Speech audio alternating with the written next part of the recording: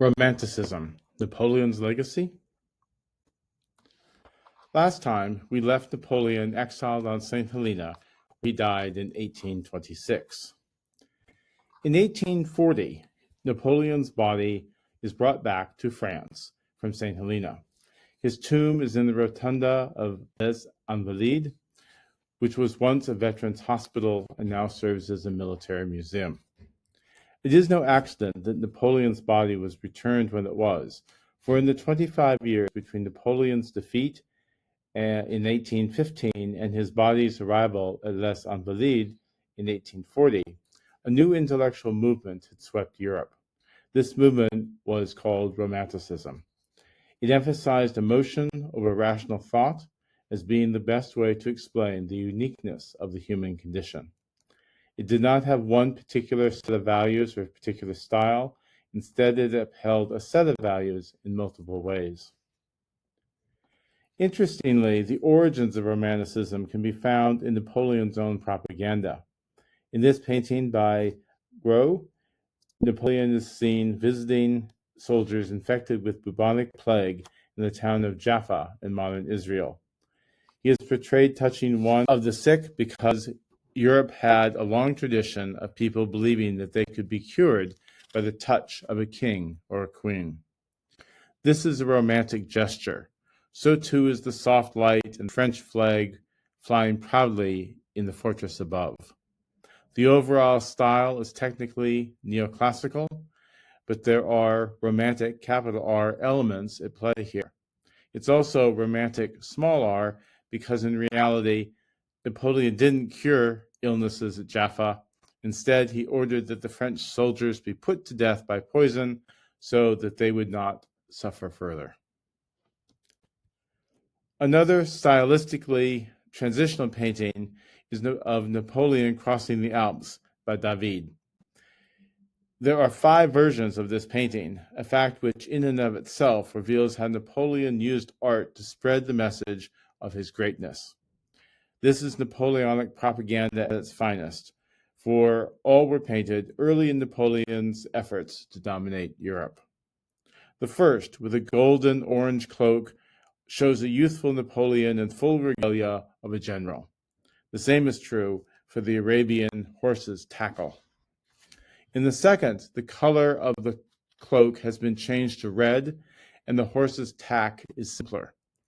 There are traces of snow on the ground and more snow in the mountains. To compensate, the sky is darker in the second version. Napoleon's facial expression is also changed. The extreme youthfulness and hint of worry that can be seen in the eyes of the original was replaced by a more assuredness. There's also a hint of a smile. In the third version David painted, the breed of horse has changed again. The snow is largely gone from the foreground, and the mountains have a more ominous feeling about them. And yet the sky shows more blue with the prosperous hope that represents. The fourth version is less vibrant and softer.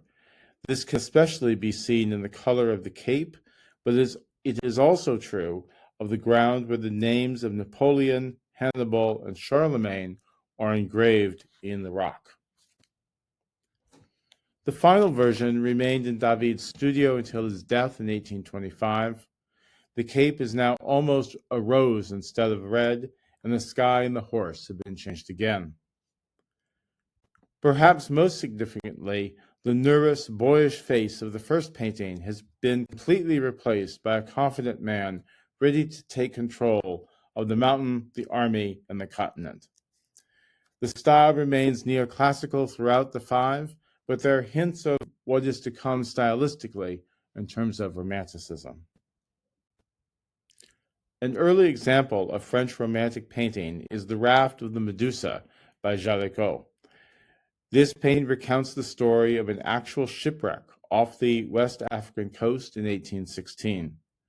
In the aftermath of the disaster, 150 people initially boarded a makeshift raft, but after 13 days at sea, all but 15 had died of dehydration and starvation.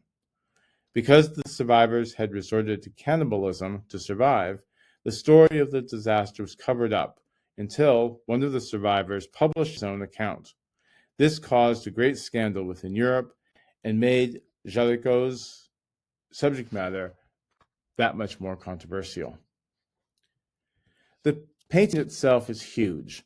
All of the figures are life-size, and the arrangement fits well into the traditional triangular form, with a black man at the top, standing on the barrel, waving a red flag in hopes of being seen by a far-off passing ship. The strongest survivors are at the apex of the triangle. Conversely, at the triangle's base lay the dead and the dying. In between, those who can't possibly see the ship on the horizon still reach out for it hopefully. The painting then is full of not just a range of emotions, but a range of experiences. This adds to the complexity of the composition. But what is it that really makes this a romantic painting? There are three things that we can look towards. The first is that Géricault breaks with many of the established rules of neoclassical painting. In the neoclassical painting of a shipwreck on the right, the sailors are hardworking, resilient, self-reliant, heroic. They have already saved themselves, and for their reward, a ship is approaching through the sun's reassuring light. This is a very different mood and very different message than Géricault's painting, where the people are desperate. They are helpless and they're about to be overpowered. This difference in orientation illustrates the change of artistic sensibilities and eras. The second reason that this painting is romantic is that it emphasizes the power of nature.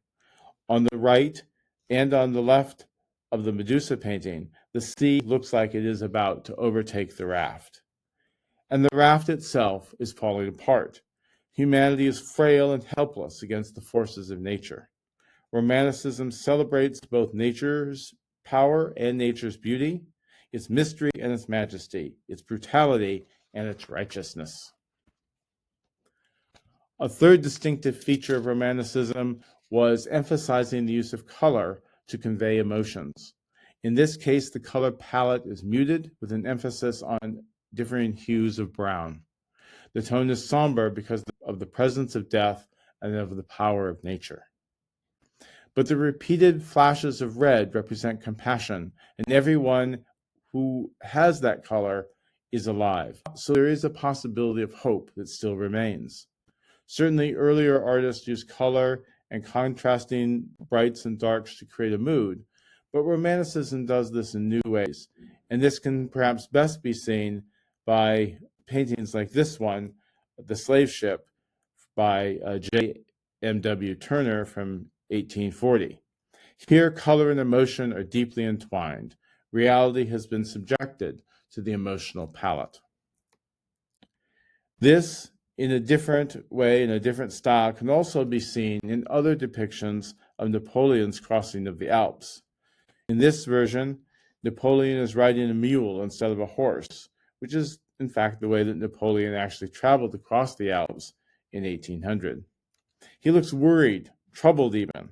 His men look worse, still moving forward, but with a sense of despair and doom. Most importantly, it is nature that is heroic, not Napoleon. There is no inscription of great names on the rock. Instead, there is no heroism here, just a great mountain standing above all. I hope that this final introductory video about France between 1715 and 1815 has been illuminating. We've covered a lot of ground in these 5 videos, but I hope that they have given you an introduction to the work that we will be doing down the road.